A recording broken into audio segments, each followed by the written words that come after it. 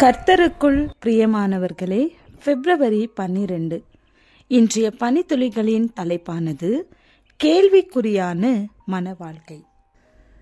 வசனம் மத்தேயு 19 அதிகாரம் 6 வசனம். அவர்கள் இருவரா இராமல் ஒரே மாம்சமாய் இருக்கிறார்கள். ஆகையால் தேவன் இணைத்ததை மனுஷன் பிரிக்காதிருக்க கடவன் என்றார். இந்த நாட்களில் அதிகம் தாக்கப்படும் ஒன்று உண்டானால் அது குடும்பமே. இன்றைய நீதிமன்றங்களில் வரும் குடும்ப வழக்குகளில் அதிகம் வருவது கிறிஸ்தவர்களின் வழக்குகளே என்று சொல்லப்படுகிறது. திருமணமான ஓரிரு நாட்களில், திருமணமான சில வாரங்களில், சில மாதங்களில், சில வருடங்களில் என்று குறுகிய காலத்திலே மன வாழ்க்கை முறிந்து போவதை நாம் கண்கூடாக பார்க்கிறோம். நீதிமன்றங்கள் அதை உறுதி செய்கின்றன. இது அல்லாமல் பிரிந்த நிலையிலே வாழும் குடும்பங்கள் பிள்ளைகளுக்காக அல்லது உலகத்துக்காக அல்லது வேலைக்காக என்று பல காரணங்களுக்காக ஒட்டாமலே கடமைக்காக பார்வைக்காக சேர்ந்து இருக்கும் குடும்பங்கள் ஏராளம். ஏன் இந்த சூழல்? இதற்கு அடிப்படை காரணம் ஒன்றே ஒன்றுதான். மன வாழ்க்கைக்கு தகுதியில்லாத ஒருவரை, ஆயத்தம் இல்லாத ஒருவரை மன வாழ்க்கைக்கு ஈடுபடுத்தும் போது அந்த குடும்பம் என்னும் கப்பல் கரை சேருவதில்லை. இன்று அநேகர் சரீர பிரகாரமாக மனநலம் பாதித்தவராகவே இருக்கிறார்கள். அது அவருக்கும் தெரிவதில்லை.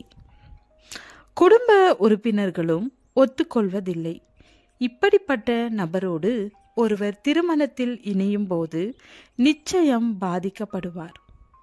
அட்வென்டிஸ்ட் என்று கருதப்படும் அனைவரும் அட்வென்டிஸ்ட் அல்லவே.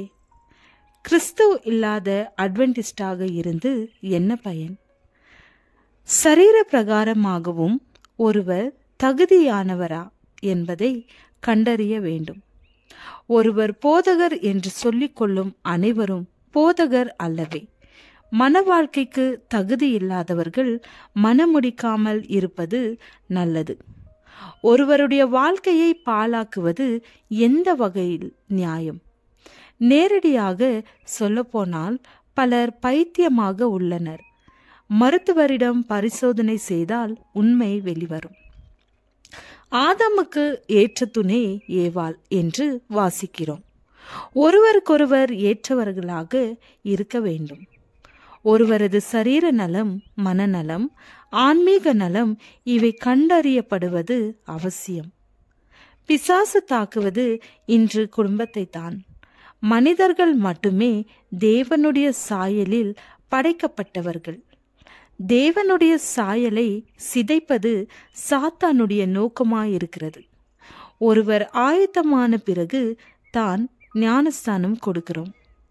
திருமணத்தில் மட்டும் தகுதியில்லாத ஒருவரை இணைக்க முடிகிறது.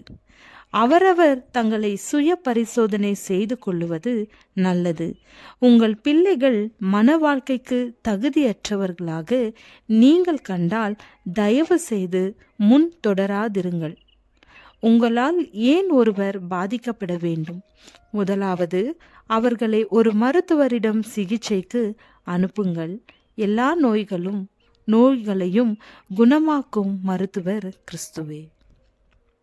ஜெபிப்போம். மன வாழ்க்கையில் முப்புரினுள் சீக்கிரமாய் அறாது போல கணவன் மனைவி தேவனோடு இணைந்து வாழ கிருபை தாரும். ஆமேன்.